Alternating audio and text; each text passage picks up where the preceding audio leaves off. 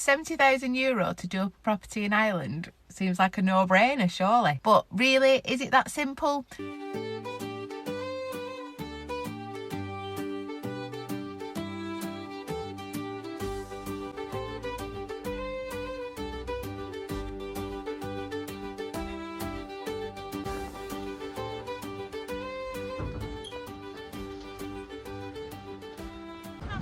No. Come on, Kiwi. Everyone keeps saying the same thing in the comments. Why don't you use the 70k grants? Are you going to take the grants that are available? What are you guys doing about the grants? And on the surface of things, doesn't it sound like a perfect solution? €70,000 to do up a property in Ireland seems like a no-brainer, surely. But really, is it that simple? I've heard different things, I've seen different things, I'm on all the Facebook groups, so let's have a look into it. I thought today we could do a video where we go through everything that we've learned about the grants, some of the watch outs, and why on the surface of things it might not be as easy as you think. This house, for example, the one that you're looking at right now, it would qualify for the grant. In fact, it does, but it could still cost us well over €150,000 just to actually make it livable. So today we're going to break it all down properly, not just what the grant is, but what it actually looks like in real life. Because for us, trying to find a home for us and Mr. Cyril is a super important decision and could completely change everything. The Vacant Property Refurbishment Grant. On paper, it's absolutely brilliant. If a property has been vacant, that means empty or not lived in, for over 2 years, you could be eligible for up to $50,000 towards making it livable again. And if it's officially classed as derelict, so that means it's in really poor condition, it could be as much as €70,000. The grants have done a lot to get people interested in these older properties in Ireland, which is why so many people are looking at old cottages, abandoned houses and places like this and thinking, this is finally a way to maybe make it work. But then you start reading the small print. First of all, did you know that you have to have the money up front? So however much of the grant you're applying for, whether it be the full amount of £50,000 or £70,000, you already have to show that you have that cash in the bank. The main watch out then is that you do not get the grant up front. You have to pay it all, and then once you've completed the works that you've applied for, somebody has to come round, inspect it and sign off, and then the payment for the grant will be approved. And obviously this can take a bit of time. I think it's weeks, months. I don't think it's ridiculous, and they will come back and inspect, and obviously if they're happy with it, they will sign off, and you've had pre-approval for the amount, and as long as they're happy with the works and what's been done, then you will get paid afterwards. But as I said, you have to front that yourself in the meantime. And I do understand, I think that they've extended it, but the time scales for the works as well. I do believe that it rarely goes over 2 years. I think that you can apply for an extension, but initially I think they were looking at 12 to 18 months. I know a few people have extended necessarily. I think that is proving tight for people. In the research that I did, I think over 16,000 applications for the grant had been made, and then after that, the most recent figures, I think as of last year, were that 6,000 and odd grant applications have been approved. So there's 10,000 there that have either not been approved, they've not started, they've overran. It's a bit of a difference. It's a great scheme, but that is just one of the watch outs. You do have to have the full renovation monies available to you prior to being approved for the grant. Straight away, that can be a huge barrier, because you're not just buying the property, you're also funding a full renovation, and that's where a lot of people get stuck. Then there is also the long-term commitment. If you're using the grant to live in the property, you're expected to stay there at least 10 years. So that is also a condition of the grant, and there's a clawback clause on that says that if you don't reside at the property as the main resident for 10 years, afterwards that they can claim or make you repay those grant monies. But with that 10 years, you've got to seriously consider it's not just a renovation decision, it's a long-term decision. If you get there and decide that you don't like it after you've renovated, that can impact sort of the clawback and if you do go to sell it. So it's important that you know what you're wanting to do and you're happy to be there as a longer-term resident of the area. But when you start thinking about how serious it is in real life, it's certainly a different reality to things that you see online, and it is definitely something that I think is worth considering.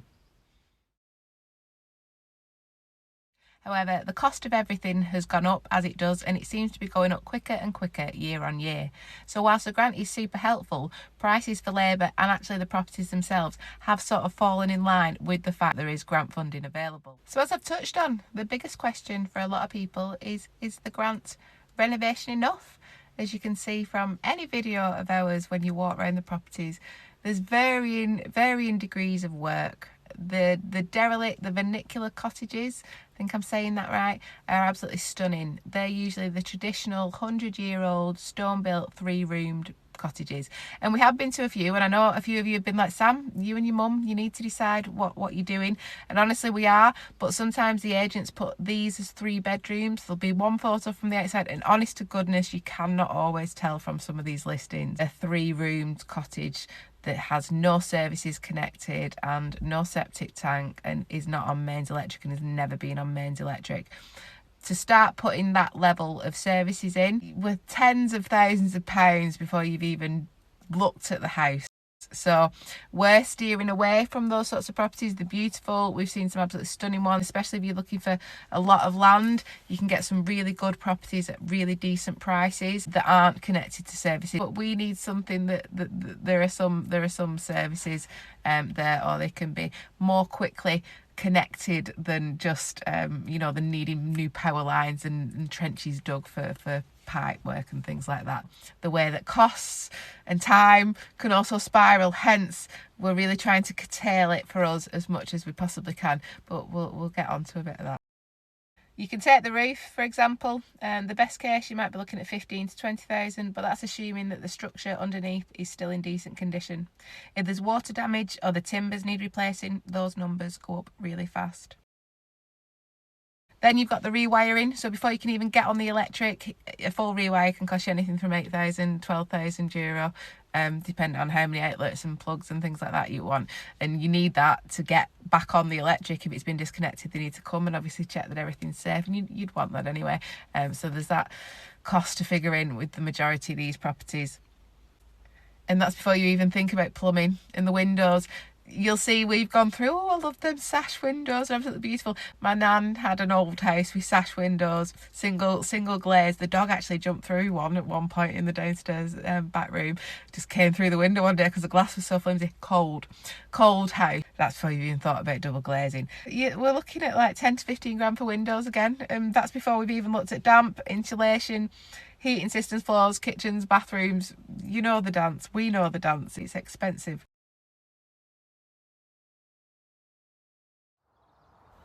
And then there's the other side to this too, the side that doesn't really get talked about. The grants focuses on the house, but for us, and we know a lot of other people as well, the house is actually only part of the picture. Because we're not just looking for somewhere to live, we're building a life around it. That's part of it. We want to be outside, we want to be able to grow our own vegetables, and of course we want to include Mr. Cyril horse. So things like land quality really matter. You've got considerations like drainage and costs such as fencing. A lot of people have mentioned to us that the land quality in Ireland isn't as good as in England, and we are very aware of that. The pony himself actually came over from Ireland, from Galway, as I mentioned earlier, and he is used to being outside, and he is what you would call a rather good doer. However, we do appreciate that we will have some maintenance work to do. None of this is covered by the grant, and it matters just as much as the house itself for us. So if the land turns into mud in winter, which as you can see from this he's not unused to, or if the grazing isn't great, or if things flood, then there are all going to be extra costs. So even if the house does work on paper, we've still got to look at everything around it as well. Where we were before in England, you very, very rarely get 24-hour turnout. They're usually in from about September to March. So we need to obviously be able to source some sort of hay as well, because otherwise we could end up fixing up a house and then it not being the right setup to actually work for us day to day. There's a few houses that we've gone for that have less land, but as long as we could rent nearby, we are considering all our options at the moment. So, is the €70,000 worth it?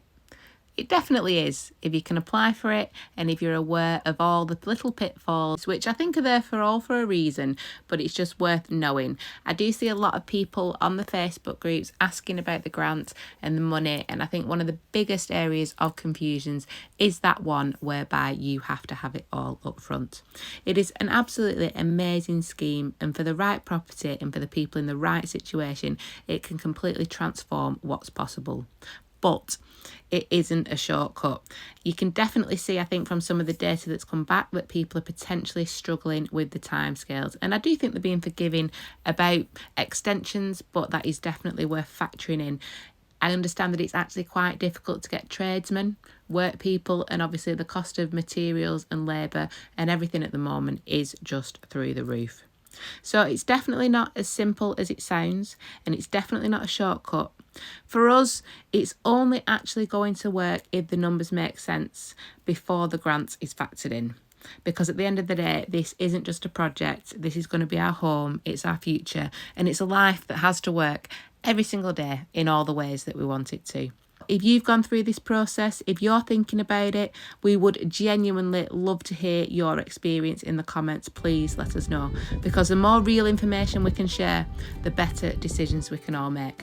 Thanks again for joining us, guys. Look forward to seeing you next week. Take care.